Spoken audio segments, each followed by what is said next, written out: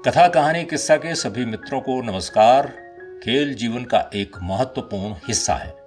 अगर कोई बच्चा चाहकर भी न खेल पाए तो इससे बड़ा दुख और क्या हो सकता है। प्रस्तुत है आज की कहानी जिसे लिखा है भानु प्रताप ने और कहानी का शीर्षक है चप्पल।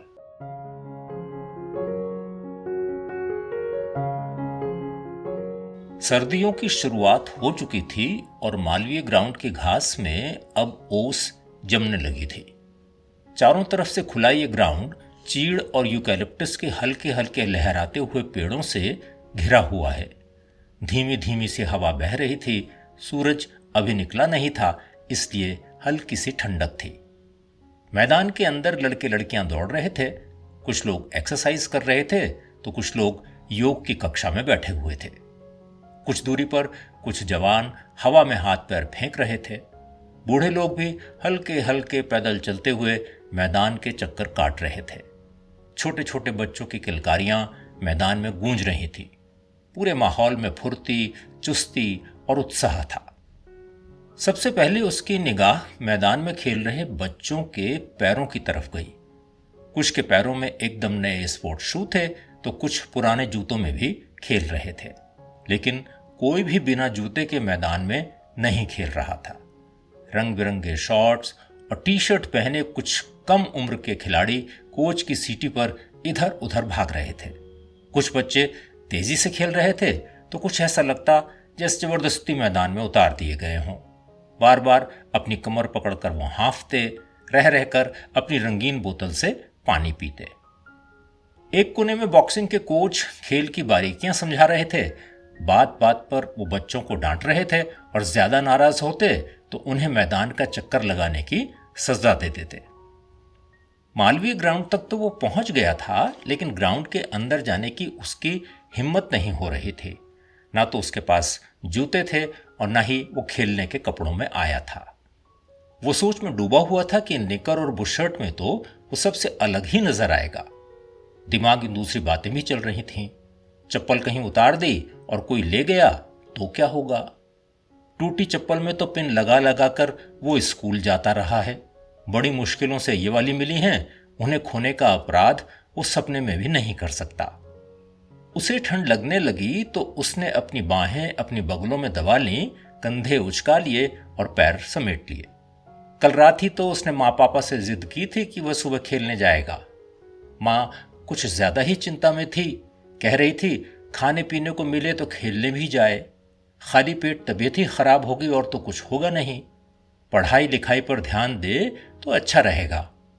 पापा ने कहा था कि अगर खेलना चाहता है तो जाने दो, पड़ोसियों के लड़कों की तरह कोई गलत काम तो नहीं कर रहा। लेकिन मां की चिंता अपनी जगह थी। सुबह सुबह उठकर उसने चाय पी और सीधे मालवीय ग्राउंड में आ गया। अब लग रहा है कि मां ठीक ही कह रही थी। खाने पीने की तो कोई खास बात नहीं थी, लेकिन बिना किसी जूते के वो कैसे दौड़ेगा। दौड़ तो वो नंगे पैर भी लगा लेगा, लेकिन चप्पल का क्या करे। अचानक चप्पल उसे अपने लिए आफत लगने लगी। चप्पल पहनकर दौड़ा और चप्पल टूट गई तो क्या होगा। चप्पल उतार कर दौड़ने पर तो और भी खतरा है। कोई चप्पल लेकर भाग गया तब क्या करेगा। उसे मैदान में दौड़ते लड़कों से जलन होने लगी। इनकी मौज है, घर से ही जूते पहनकर आओ, दौड़ो और मजे लो। अभी 10 दिन पहले ही तो उसके स्कूल में खेलकूद हुए थे। जूता तो तब भी उसके पास नहीं था, लेकिन स्कूल में नंगे पैर दौड़ने की मनाही नहीं थी। दौड़ की अपनी प्रतिभा का तो वो जानता ही नहीं था। अपने दोस्तों के साथ उसने अपना नाम भी लिखा लिया था। कई दौर की प्रतियोगिता में दोस्तों को पछाड़ता हुआ वो पहले नंबर पर आया था। प्रिंसिपल साहब ने उसे इनाम देते हुए कहा था, प्रैक्टिस जारी रखो, तुम स्कूल का नाम रोशन कर सकते हो। उसके आश्चर्य का ठिकाना ही तब नहीं रहा जब उसे मालूम हुआ कि जिला स्तर खेलकूद में उसकी जगह दूसरे लड़के को भाग लेने भेज दिया गया। उसके पूछने पर बताया गया कि बिना स्पोर्ट्स गियर के कैसे किसी लड़के को जिला स्तर पर भाग लेने के लिए भेजा जा सकता है। जिला स्तर पर तो नंगे पैर भाग नहीं सकते हैं। जिस दिन ये प्रतियोगिता होनी थी उस दिन स्कूल छोड़कर वो मालवीय ग्राउंड में आया था। जूते, मोजे, शॉर्ट्स और टी शर्ट में सजे संवरे बच्चों के साथ वो कैसे दौड़ पाता। रेस में उसके स्कूल का साथी चौथे नंबर पर पिछड़ गया था। किसी से अगर वो भागने की बात भी कहता तो कौन उसे अनुमति देता। मन मारकर उसे घर आना पड़ा था। सूरज उगाया था, बच्चों के शरीर भी गर्मा गए थे। अब वो पूरी ऊर्जा के साथ खेल रहे थे। कोच बच्चों को निर्देश दे रहे थे और बीच बीच में सीटियां बजा रहे थे। उसकी उम्र के कुछ लड़के मैदान में दूसरी तरफ क्रिकेट खेल रहे थे। अचानक उसकी तरफ उनकी गेंद आई। लड़कों ने उसे आवाज लगाकर गेंद फेंकने के लिए कहा। उसने गेंद हाथ में उठाई। चमड़े की लाल गेंद उसे ऊर्जा से भरी हुई लगी, गरम गरम और चार्ज्ड। लड़कों ने उसे फिर से आवाज लगाई। उसने जोर से गेंद लड़कों की तरफ फेंकी और फिर से अपनी जगह पर बैठ गया। कोच के साथ दौड़ते हुए कुछ लड़के उसे अपनी तरफ आते हुए दिखाई दिए। अपनी जगह पर बैठे बैठे वो भी उनके साथ कदम से कदम मिलाने लगा। उसके चेहरे पर मुस्कान और आंखों में चमक आ गई। गति और जोश उसके शरीर में भर गया। धीरे धीरे वो लड़के आगे निकल गए। कोच जोर से सीटी बजा रहे थे। लगातार बज रही सीटी पर उसका ध्यान गया तो उसने देखा कोच उसे ही बुला रहे हैं। वो एक क्षण के लिए हिचका, पर कोच ने फिर से सीटी बजाकर उसे अपनी तरफ आने का इशारा किया। वो झिझकता हुआ कोच के पास पहुंचा। कोच ने कहा, दौड़ेगा? उसने हाँ में सर हिला दिया, लेकिन उसे तभी ख्याल आया कि जूते तो हैं नहीं। उसने कहा, मेरे पास जूते नहीं हैं। कोच ने मुस्कुराकर कहा, दौड़ पैरों से लगाई जाती है पुत्र, पैरों के बिना जूते किस काम के, चल। अचानक उसे फिर ख्याल आया कि चप्पलों का क्या होगा। उसने कहा, चप्पल? कोच फिर मुस्कुराए, चप्पल भी पैरों में ही पहनी जाती है, लेकिन चलते समय, दौड़ते समय नहीं। यहीं उतार दे, आजा मैदान में।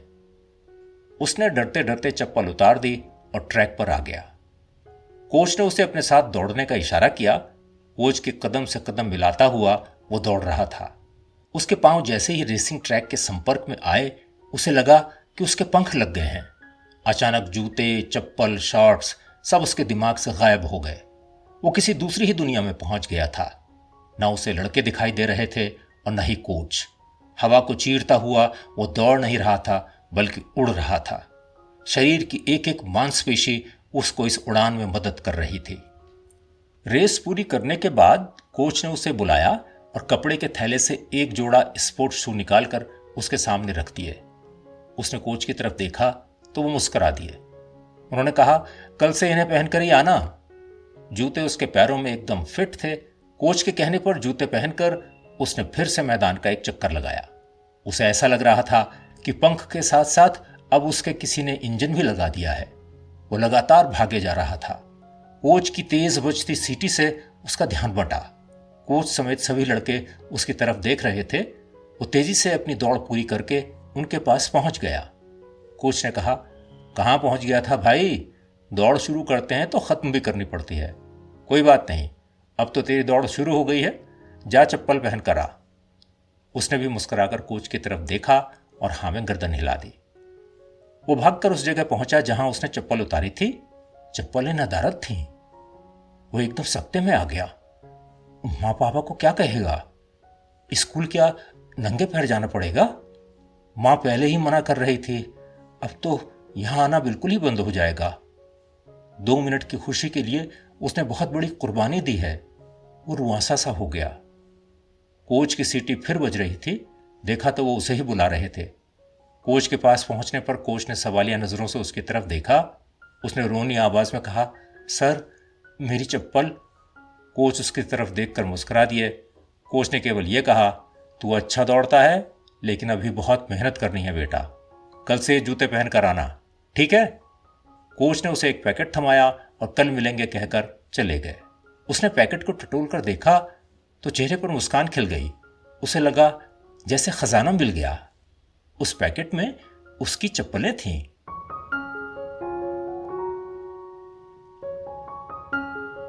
चप्पल। अभी आप भानु प्रताप की लिखी ये कहानी सुन रहे थे। अगर कहानी आपको अच्छी लगी हो तो इसे लाइक करें, शेयर करें और हमारे इस चैनल को सब्सक्राइब करें। अगले हफ्ते फिर मिलेंगे एक और नई कहानी के साथ। तब तक के लिए नमस्कार।